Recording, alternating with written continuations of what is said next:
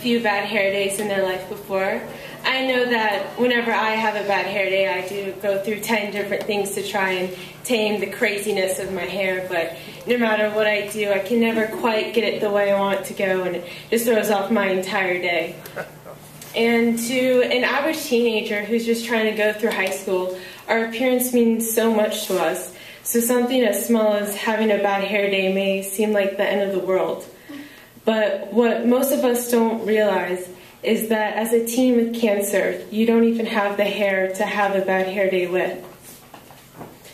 Imagine waking up one morning and you're just going through your normal routine, trying to figure out what you're going to wear and how to do your makeup, and you start to comb through your hair and you see clumps of your own hair just fall out into your hand.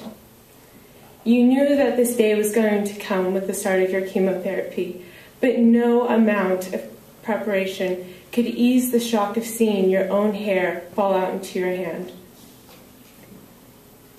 On top of everything that a high school student has to go through in order to survive high school, trying to fit in and juggling sports and school, a teen with cancer also has to try and survive the next day. So I'm sure many of you here tonight know someone who has been impacted by cancer, or maybe you've even had to deal with cancer yourself. I know several people in my life have been diagnosed with cancer, and some of them have survived and some of them are now in a more peaceful place.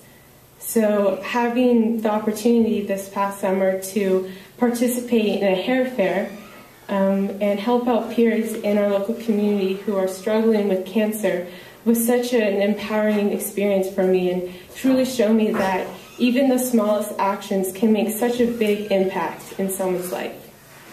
So a hair fair was a 50-day long campaign where we not only raised teen cancer awareness, but also gathered hair donations and funds in order to make special wigs for local teens with cancer. So we worked with several local salons to give free haircuts to people who would generously give up 8 inches of their own hair to our cause. And we also did several fundraisers throughout the summer in order to raise donations to actually build the wigs themselves. And we were able to raise more than enough money to build the wigs, so we used the extra funds to buy iPads for the pediatric oncology area in St. Luke's. So when we went there to present them with the iPads, they gave us a tour of the facilities. And one of the most memorable parts of the tour to me was they had this huge wall full of all these photos of all the different kids who had gone through their center. And just seeing how many people just in our local community have been impacted by cancer just was so eye-opening, and just goes to show how prevalent cancer is in our society today. So after we got the tour and towards the end of the campaign, we had a little celebration at the Boise Center at the Grove in order to thank everyone who took part in the campaign. And we were able to get Sheriff Gary Rainey and some of his fellow officers to come down and shave their heads in front of all these people. And one of the officers was even a female, and she went up on stage with this huge smile and was just so brave. She sat up there the entire time while this lady was shaving all of her hair off in front of all these people, and just seeing how courageous she was just made such an impact on everyone in that crowd. And also seeing what a large crowd that came together to come to the event and just to support our cause was so amazing. I mean, there was people there who were little kids, teenagers, adults, and it just really brought the community together, and it was just such a powerful experience. And one of the most impactful parts of the celebration was we had this huge canvas laid out for everyone who came to the event to just kind of write a message on, or to draw a picture, or whatever they felt like, about how cancer had impacted their lives, or even to just reflect upon the campaign that we had throughout the summer.